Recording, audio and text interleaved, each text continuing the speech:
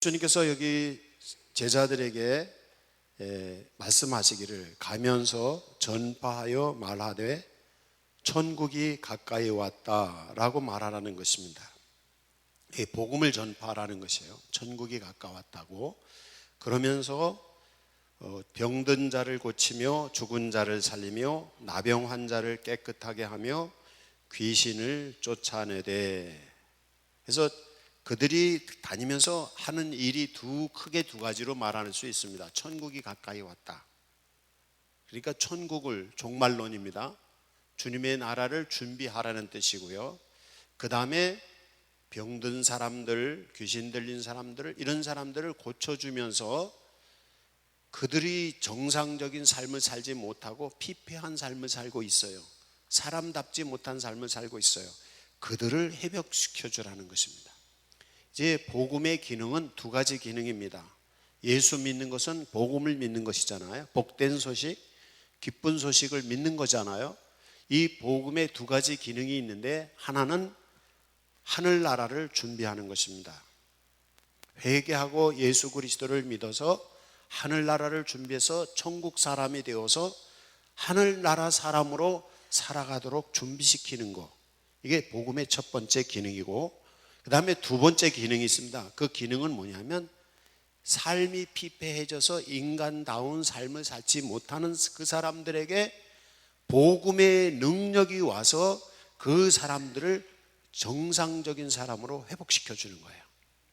그래서 이제 복음에 관해서 말씀할 때 로마서 1장 16절에서는 복음이 뭐냐라고 말할 때 복음은 하나님의 능력이다 믿으시기 바랍니다. 여러분이 복음을 믿으시기 바랍니다.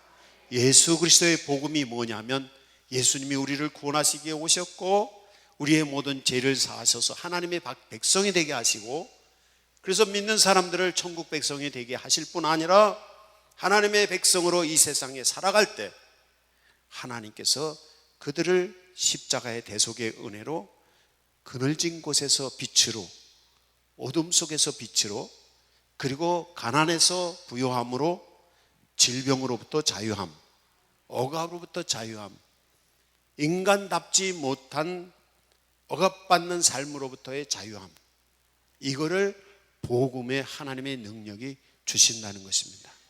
이 복음의 두 가지 기능이 여러분 안에 이루어지기를 바랍니다. 그것은 예수 믿을 때입니다. 회개하고 예수 믿는 사람들에게 우리의 죄 가운데서 죽을 수밖에 없고 우리는 지옥 갈 수밖에 없고 불행할 수밖에 없는 우리를 주님께서 십자가의 대속의 은혜를 통해서 하나님의 자녀로 만들어 주시고, 우리가 부족하지만, 우리가 자격이 없지만 하나님께서 우리를 하나님의 자녀로 만들어 주시고, 그리고 하나님의 자녀로 만들어 주실 뿐 아니라 하나님의 자녀로서 이 세상을 살아갈 때 참 인간다운 삶을 살게 하시는 것입니다. 이 복음의 놀라운 일들이, 하나님의 능력이 우리 안에 이루어지기를 바랍니다. 예수 믿는 것입니다. 그래서 예수 믿는 것은 정말 귀한 것입니다. 우리가 복음을 전해야 되는 이유가 거기 있습니다. 그래서 예수님 제자들에게 예수님이 이 복음을 전하게 하실 때 그냥 전하게 하시지 않았어요. 왜? 그들이 천국 가게 하려면, 그리고 그들이 피폐한 인생에서 좀 나은 인생이 되게 하려면 하나님의 능력이 있어야 된단 말이에요. 그 능력을 누구에게 주셨냐면 사도들에게 주셨어요.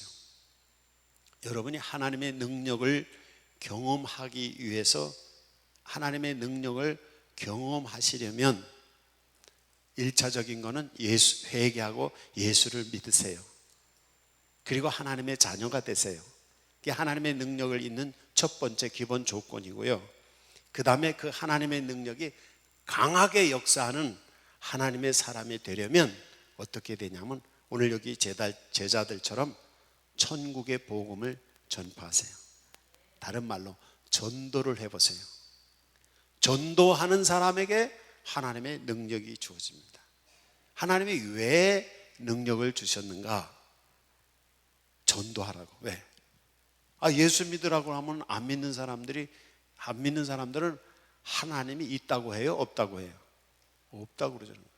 그럼 하나님이 살아계신 것을 보여줘야 될 거 아니에요.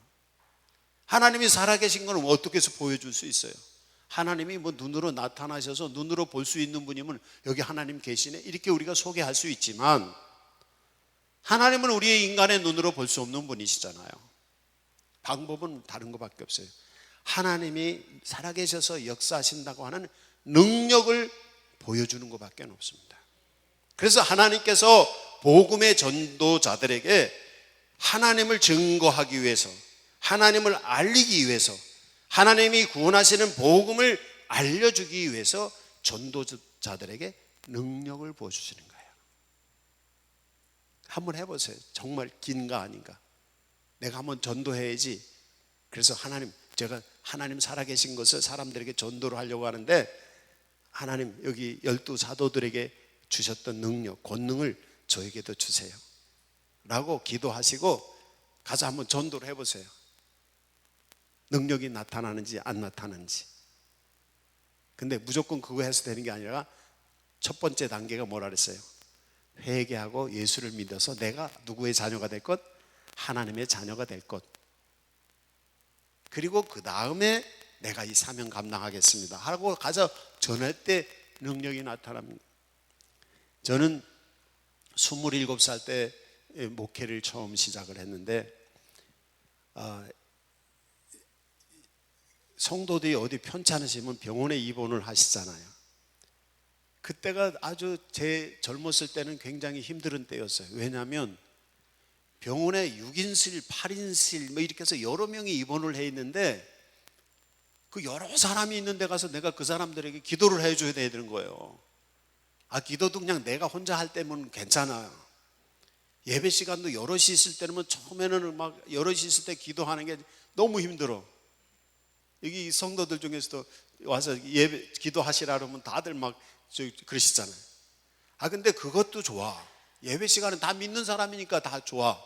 근데 안 믿는 사람들이 있는 병원에 가서 다 쳐다보는데 거기서 기도를 하려니 이 젊은 전도사가 얼마나 떨렸는지. 근데 어떻게 할 수 없지. 전도사니까 가서 기도해 줘야지. 그래서 믿음을 가지고 막 진땀이 나는 데서 가서 기도를 해줬는데, 근데 그때 하나님이 역사하시더라고요. 전 그래서 담대히 설교합니다. 그래서 저는 목사로서 담대하게 목사의 역할을 합니다. 왜? 하나님 살아계시고 하나님 내 안에 역사하시고, 내가 복음을 전할 때 말씀을 듣는 사람들이 변화되고, 내가 기도할 때 하나님께서 나타나셔서 그들을 치유하시고 그들에게 복을 내려주시고, 그 증거가 있기 때문에 저는 담대히 말합니다. 그렇지 않았으면 아마 중간에 목회를 그만뒀을지도 몰라요. 하나님 살아계십니다. 하나님은 우리를 구원하십니다. 하나님 우리에게 복을 내려주십니다. 이 은혜, 이 사명을 감당하라고 주신 겁니다.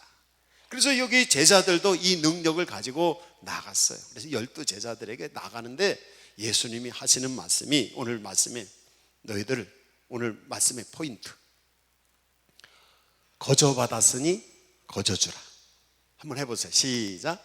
거저받았으니 거저주라. 이 말씀이에요. 이게 뭘 거저받은 거예요? 능력을 거저받았어요.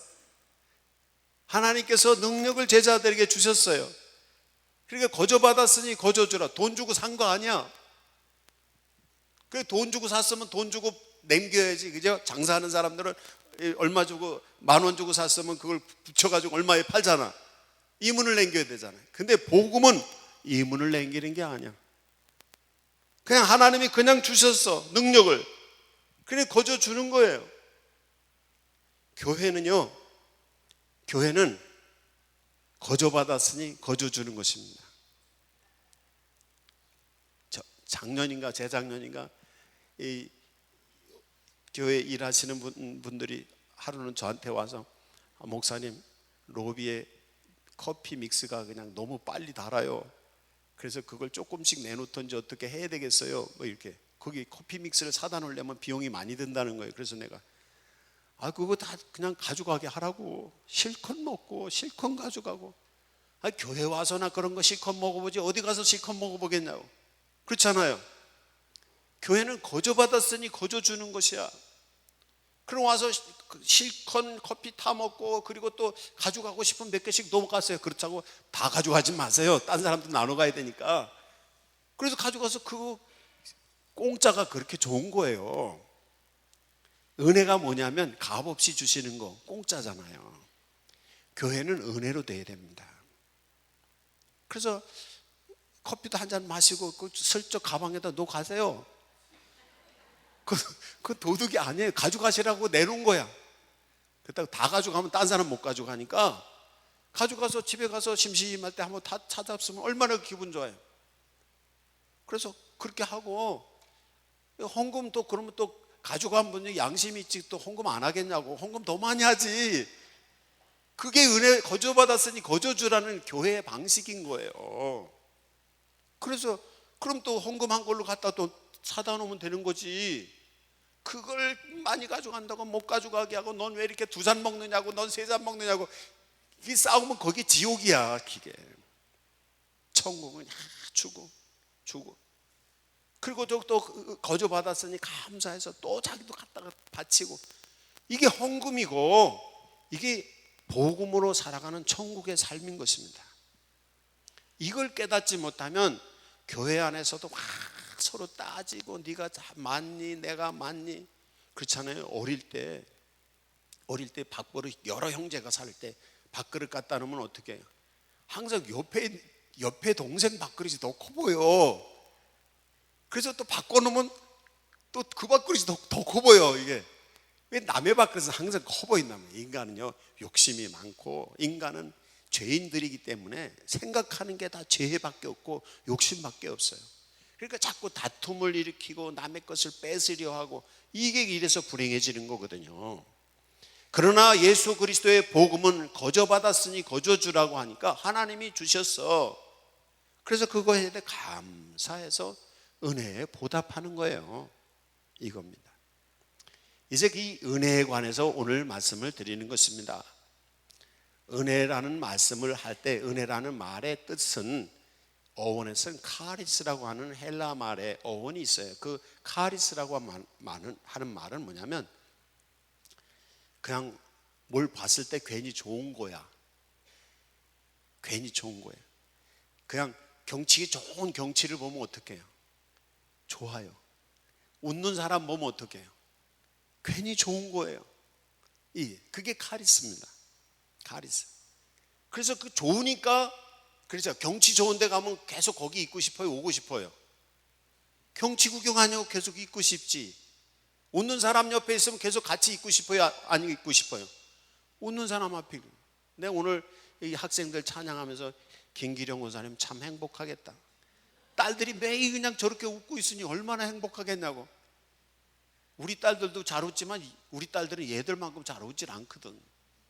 그래서 매일 딸들이 웃고 있으니 얼마나 행복하겠어요. 그러니까 그런 곳에서 있고 싶고, 저런 딸이 해달라는 건 다 해주고 싶어. 다 해주죠? 네, 그렇게 해줘야 돼. 아니, 은혜라는 게 다른 게 은혜가 아니에요. 은혜라는 게 다른 게 은혜가 아니라 그냥 좋은 거야. 복음이 뭐냐? 은혜고, 하나님이 그냥 좋은 거예요. 은혜 받으시기 바랍니다. 카리스는 이 은혜. 그래서 카리스마라는 말이 거기서 나왔어요. 카리스마가 달래 카리스마가 아니라 좋으니까 쫓아오는 겁니다. 저 사람 카리스마 있는 사람이면 그 사람이 좋으니까 사람들이 막 쫓아오는 거예요. 정신없이. 이게 카리스마가 거기서 나오는 거예요. 여러분, 제가 좋으시죠? 그럼 목회가 잘 되는 거예요. 잘 쫓아오는 거예요. 근데 목사가 싫어, 보기 싫어. 그럼 쫓아오겠어요? 안 쫓아오는 거지. 이게 리더십이라는 건 다른 게 아닙니다. 사람, 이 펠로우들, 쫓아오는 펠로우들을, 헬퍼들, 돕는 헬퍼들을 기쁘게 해줘야 돼요. 상대방을 기쁘게 해주면 상대방이 나를 쫓아올 수밖에 없어요. 여러분 가족들을 기쁘게 해드리세요? 그럼 가족들이 여러분을 좋아하시게 돼 있습니다. 이웃 사람들 기쁘게 해주세요? 그럼 이웃 사람들이 쫓아오는 거예요. 이 카리스마가 다른 게 아닙니다. 카리스마는 그 사람이 좋아서 쫓아오는 거예요. 이게 카리스마입니다. 우리가 누구가 좋아서 쫓아오는 거예요? 예수님이 좋아서. 예수님은 우리에게 값 없이 우리에게 은혜를 주시는 분인 줄로 믿습니다. 하나님이 주시는 은혜를 크게 네 가지로 얘기를 할 수가 있습니다.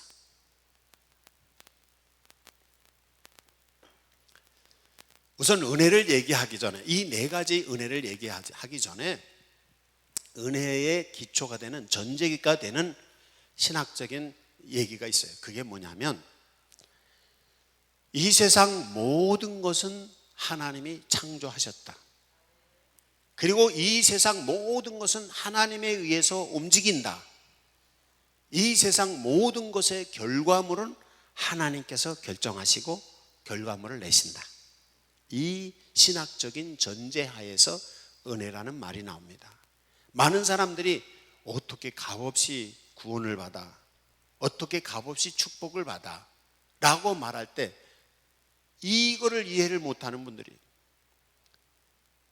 하나님이 이 세상을 값없이 창조하셨고 대가 바라지 아니하시고 하나님이 창조하셨고 하나님이 이 세상을 값없이 움직이고 계시고 하나님이 이 세상의 모든 결정을 하나님이 하셔요.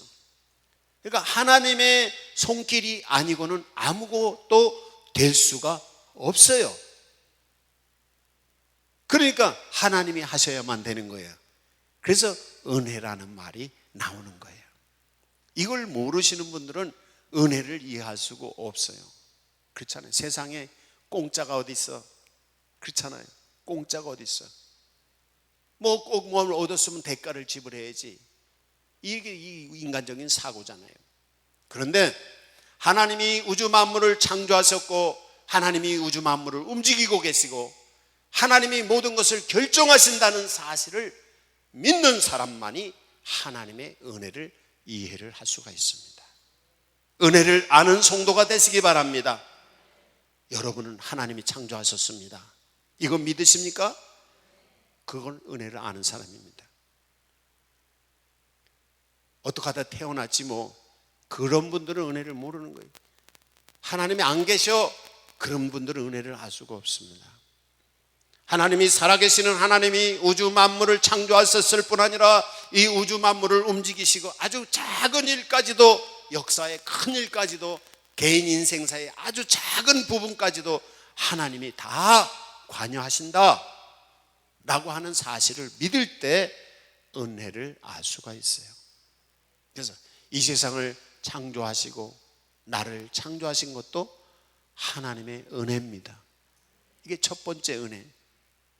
나를 창조하신 건 누가 창조하셨어요? 하나님이 창조하셨어요. 여러분 이 세상에 태어난 거 하나님께서 값없이 생명을 주신 것으로 믿으시기 바랍니다. 이거 생각하세요. 내가 주어진 이 환경 속에서 이렇게 살고 있는 거 하나님의 은혜신 줄로 믿으시기 바랍니다. 그게 은혜를, 두 번째 은혜, 섭리의 은혜입니다. 먹고 살고 숨쉬고 살고 복을 받고 이 다 섭리의 은혜입니다. 이걸 이제 창조의 은혜와 섭리의 은혜, 이 두 가지 은혜를 일컬어서 일반적인 은혜다, 범우주적인 은혜다 이렇게 얘기를 해요. 이거는 안 믿는 사람도 받은 겁니다. 예수 안 믿는 사람도 이 세상에 태어나게 하나님이 태어나게 하셨고, 예수 안 믿는 사람도 부자가 된 사람도 있어요. 예수 안 믿는 사람도 건강해요.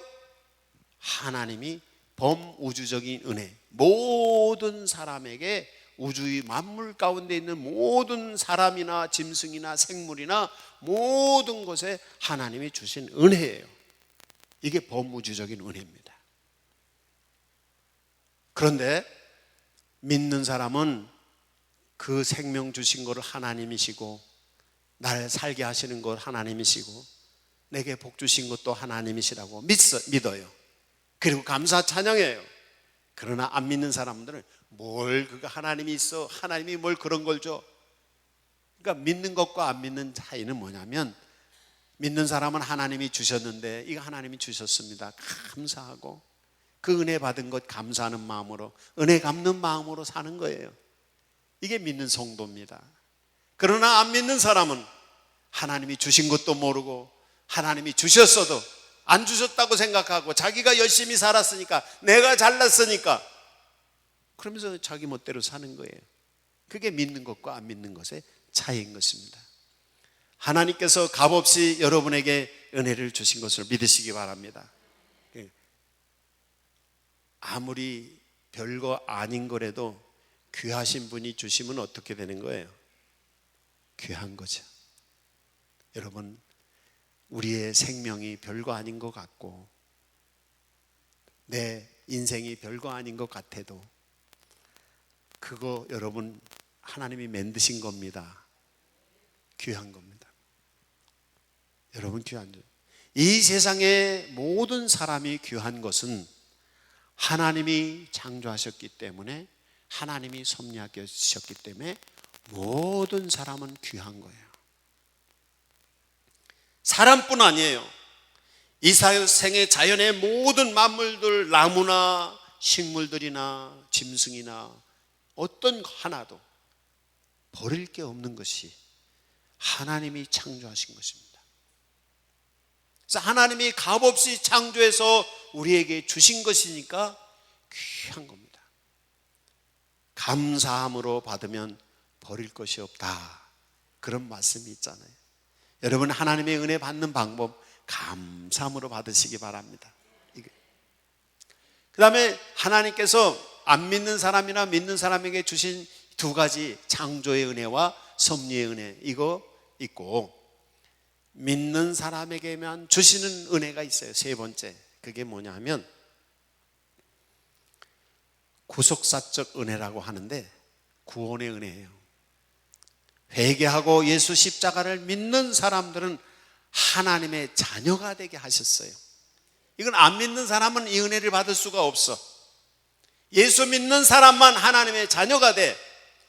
이 예수 믿고 하나님의 자녀가 된 사람만 천국에 가. 그게 구원받은 사람만에 주시는 은혜예요. 이걸 구속사적 은혜, 아니면 이거는 선별적 은혜, 특별한 은혜다, 이렇게 표현합니다. 여러분, 예수 믿으시죠? 회개하고 예수 믿으셨죠? 세상 것을 버리고 예수님을 선택하셨죠?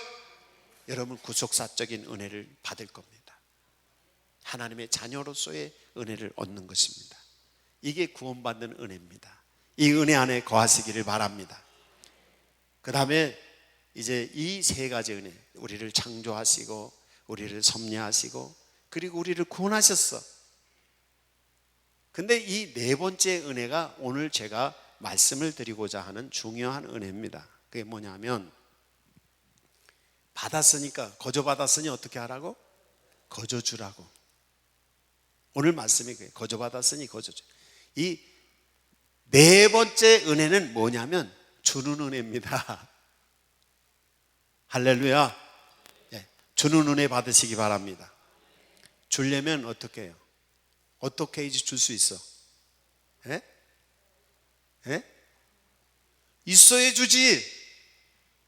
아무리 주고 싶어도 없으면 줘요? 못 줘요? 못 줘요. 있는 사람이 주는 거야. 이 창조의 은혜, 섭리의 은혜, 구속사적인 은혜는 이건 받는 은혜입니다. 근데 네 번째 은혜는 사명의 은혜, 청지기의 은혜. 이건 인생의 목적이 되는 거예요. 왜 이 세상에 태어났느냐? 그냥 잘 먹고 잘 살다가 가려고 태어났느냐? 살기 위해서 사는 거야? 그렇잖아요. 우리 논리학에서 주어와 수어가 똑같으면 그게 논리학의 성립이 돼야 안 돼요. 학생들. 안 되는 거예요.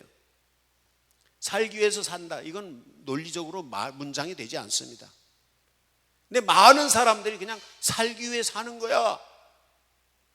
이거 헛된 인생인 거예요. 그게 어떤 사람이 정말 인간다운 삶을 사느냐? 내가 살아있다는 것은 하나님이 나를 창조하신 목적을 달성하기 위해서 내가 살아있는 거예요. 이게 사명이에요. 사람마다 하나님이 주신 사명이 있어요. 해야 될 일이 있어요. 그 사명을 찾는 게 자기 인생의 목적이 돼야 돼요. 인생의 목표가 돼야 돼요. 하나님이 왜 나를 이 세상에 태어나게 하셨을까? 값없이 은혜로? 하나님이 왜 나를 축복하셔서 숨쉬고 살아가게 하고 모든 것 주시고 그래서 축복하셔서 내가 이게 살게 하셨을까? 섭리의 은혜? 하나님이 구원하셔서 나 하나님의 백성으로 만들어 주셨을까? 이 구속사적인 은혜, 이 주신 은혜를 가지고 주기 위해서 주는 은혜, 사명의 은혜를, 청지기 사명의 은혜를 감당하려고 주셨다는 거야. 그래서 거저받았으니 거저주라. 그러니까 내가 무슨 일을 위해서 선한 일을 한다든지 뭘 한다는 것 자체도 뭐냐면, 그게 뭐냐면요, 은혜입니다. 은혜예요. 여러분, 남을 위해서 봉사, 오늘 식사 당번이 어느 존지 모르지만 식사 당번 이 더위에 식사 준비하시냐고 얼마나 힘드셨겠어요. 이따가도 식사하실 때도 막 주방 뜨거운 데서 얼마나 힘드시겠어요. 그렇지만 그게 은혜라고 생각하시고 하세요. 아무나 못해. 그건 은혜 받은 사람이나 하는 거지. 은혜 안 받았으면 그 식사 당번도 못하는 거예요. 더운데 교회 와서 어제 청소하시면서 땀 뿔뿔 흘리면서 막 옷이 다 젖었어 보니까 그건 아무나 못해. 하나님 은혜 받았으니까 하는 거지. 남을 섬기는 거, 사명의 은혜도 이게 그거 진짜 은혜입니다. 하나님이 나를 창조하시고 나를 섭리하시고 나에게 구원해 주셔서 하나님의 백성 되게 하는 것도 하나님의 은혜지만, 그 주신 세 가지 은혜를 가지고 사명을 감당하는 은혜를, 이 은혜를 받고 이 은혜로 남을 나눠주는 사람이 된다면 이 사람은 인생 제대로 사는 것입니다. 여러분, 사명을 감당하기 위해서 사는 인생이 되시기를 바랍니다. 그냥 먹고 놀고 잘 먹고 잘 살고 편하게 있다가 가는 거, 오래오래 사는 거, 살기 위해서 사는 거, 이건 헛된 인생인 것입니다. 내게 주어진 일이 있어. 하나님이 나를 창조하신 이유가 있어. 그것을 위해서 내가 사명을 가지고 죽어도 그를 위해서, 사명은 죽어도 목숨 걸고 그 일을 하는 게 사명이잖아요. 살아도 그것을 위해서 살고 죽어도 그것을 위해서 사는 거예요. 죽는 거예요. 그게 사명인 거예요. 그 은혜를 위해서 살았어. 그 분이 잘 산 겁니다. 여러분, 하나님이 주신, 여러분에게 주신 은혜가 무엇인지를 발견을 하세요.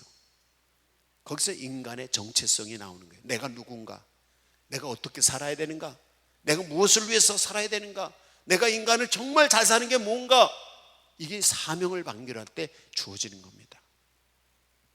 가정에서 가족들을 돌보는 이 엄마들이 가족들을 돌보는 거, 이게 사명을 가지고 가족을 돌보면요, 가족을 잘 돌볼 수 있는 거예요. 그리고 행복해질 수 있는 거예요. 직장에 가서 일하는 직장인들이 이게 내 사명이야 하면서 그 직장 일을 딱 사명을 가지고 하면 그 직장이 행복한 거예요. 돈을 많이 받고 적게 받고가 아니에요. 내게 주어진 사명이기 때문에 그것은 행복한 거예요. 왜? 난 그걸 위해서 태어났으니까. 여러분, 그 은혜를 받으시기 바랍니다. 이제 이 네 가지 은혜, 하나님께서 창조해 주셨습니다. 하나님께서 우리를 섭리하시고 우리에게 복을 내려주셨습니다. 하나님 우리를 구원하셔서 하나님의 백성이 되게 하셨습니다. 이 주신 은혜 가지고 내게 주어주신 사명을 감당하고자 하는 이 사명을 감당할 때 그 인생은 빛이 나는 것이에요. 그냥 그 사람 잘 살다 갔어. 그냥 잘 살다 간 겁니다. 그러나 그 사람이 정말 하나님의 나라를 위해서, 하나님의 뜻을 위해서, 모든 사람들을 위해서 자기의 맡겨진 사명을 잘 감당하다 갔어. 그럼 위대한 사람인 겁니다. 여러분, 위대한 그리스도인이 되시기를 바랍니다. 사명을 감당하는 거예요. 근데 그것을 해놓고도 내가 이 정도 했어, 난 굉장한 사람이, 이게 아니라 거저받았으니 거저주라는 말씀처럼 나는 마땅히 하여야 할 일을 한 것뿐입니다. 그러면 더 멋있어. 또 그런 사람은 일해놓고 막 자기가 잘했다고 이러고 다니는 사람은 꼴불견이라고 말하지만, 아무리 큰 일을 해도 그러나 큰 일을 해놓고도 나는 하나님이 거저 주셨으니 그냥 거저 주었습니다. 거저 받았으니 거저 주라는 말씀처럼 내가 마땅히 내 역할을 해야 될 일을 한 것뿐입니다 라고 할 때 그 인생은 정말 아름답고 영광스러운 인생이 되는 것입니다. 여기 오늘 말씀처럼 이 일이 여러분에게 일어나기를 바랍니다. 하나님 거저 주라는 말씀, 하나님이 주시는 거 받으시기 바랍니다. 그래서 이제 오늘 좀 설교가 길게 되더라도 은혜 받는 방법은 가르쳐 드려야 될 거 아닙니다. 그죠? 은혜 받는 방법, 어떤 사람이 은혜를 받을 수 있는가? 첫 번째, 하나님이 보실 때에 불쌍해야 됩니다. 있는 척 하는 사람한테 줘요, 안 줘요? 예? 잘난 척하고 있는 척하고 다니면 은혜 못 받습니다. 하나님이 보실 때에 불쌍해야 돼요. 하나님은 동정심이 많으신 분입니다. 그래서 하나님이 보실 때 불쌍한 사람에게 하나님이 주셔요. 많은 성도들이 은혜 받지 못하는 이유가 뭐냐면 잘난 체해. 장로 됐다고, 내가 장로인데 이러고 다니고, 권사 됐다고, 나는 집사라고 이러고 다녀. 자존심 센 사람들은 은혜를 못 받아요. 자존심 세고 이런 사람들 은혜를 받지 못해요. 왜? 자기 잘난 척하고 막 겸손하지 못하니. 그래서 하나님이 은혜는 그냥 주는 건데, 아니 저 잘났다고 하고 다니는 사람한테 하나님이 그냥 주시겠어요? 오히려 잘난 척하면 그래 너 돈 많이 내고 내 가져가 이러지. 그렇잖아요. 장사꾼들이 장사하다가 돈 많은 척하고 막 거드름 피고 그러면 일부러도 값을 비싸게 부른다네. 사람 보고 값을 매긴다네. 그래서 비싸게. 바가지는 있는 척하는 사람한테 바가지를 씌운대요. 똑같은 거예요. 하나님, 겸손한 사람, 하나님이 보시기에 긍휼히 여김을 받는 사람, 불쌍한 사람에게 하나님은 은혜 주십니다. 기억하세요. 그래서 겸손한 마음으로 하나님, 나는 죄인입니다. 나는 부족합니다. 나는 하나님 보시기에 정말 부족한 게 너무 많습니다. 그래서 하나님 나를 긍휼히 여겨 주십시오. 불쌍히 여겨 주십시오. 그러는 사람에게 하나님이 은혜를 주십니다. 한번 해보세요. 제 말이 틀린가 안 틀린가? 그래서 하나님 날 불쌍히 여겨주세요. 긍휼히 여겨주세요. 그러면서 겸손한 자세로 자기를 낮추세요. 그 다음에 아까 말씀드렸듯이 감사를 하세요. 감사함으로 받으세요. 지금 요만큼 조그만 거 받았어. 근데 하나님 감사해요. 그러면 하나님은 그 다음에 더 주고 싶을까 안 주고 싶을까? 예? 더 주고 싶지. 지금 나를 이렇게 만들어 주셨어. 근데 하나님 이게 뭐예요? 코는 왜 이렇게 생겼고 눈은 이게 뭐예요? 좀 머리도 좀 숱 좀 많게 하지 이게 뭡니까? 그러면 하나님께서 더 주시고 싶겠어요? 예? 바꿔놓고 생각해봐요. 그래 그거 가지고 살아 그러고 말지. 하나님의 은혜 받는 방법은요, 주신 것 작은 거에 대해서 감사해야 됩니다. 그래서 범사에 감사하세요. 작은 거라도 감사하고 하나님이 주셨기 때문에 귀하게 생각하세요.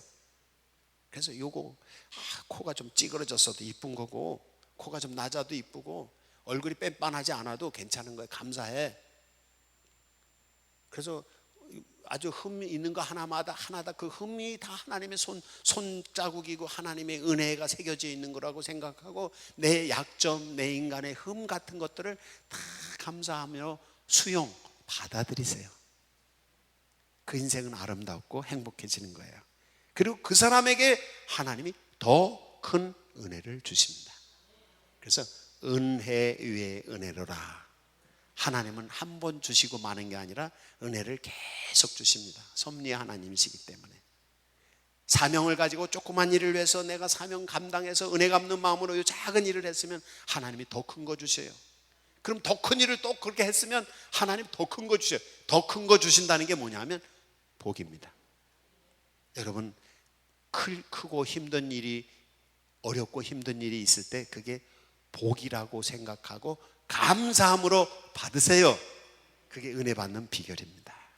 짜증 부리고 원망하고 왜 나는 이런 거냐, 이런 분은 은혜 받지 못합니다. 그냥 작은 거라도 그래서 감사함으로 그냥 이 사명 감당하면 하나님께서 더 큰 거 주시는 줄로 믿습니다. 은혜 받는 비결입니다. 은혜 받는 비결 또 하나 더 가르쳐 드릴게요. 그게 뭐냐면 하나님을 경외하는 겁니다. 하나님을 경외하는 자에게 하나님은 은혜를 주세요. 그래서 날마다 하나님이 우리를 창조하시고 하나님이 우리를 섭리하시고 우리에게 구원하여 주시고 우리에게 복을 내려주시는 이유가 뭐냐 하면 하나님을 경외하는, 하나님을 섬기는 사람이 되게 하기 위해서 그걸 주시는 거예요. 그래서 그게 뭐냐면 예배 잘하세요. 예배 시간에 하나님을 향해서 찬양하고 하나님께 헌금도 드리고 주의 교회 일도 하고 이웃도 돕고 막 신나게 열심히 사세요. 하나님을 경외하는 마음으로, 예배하는 마음으로 인생을 살아보세요.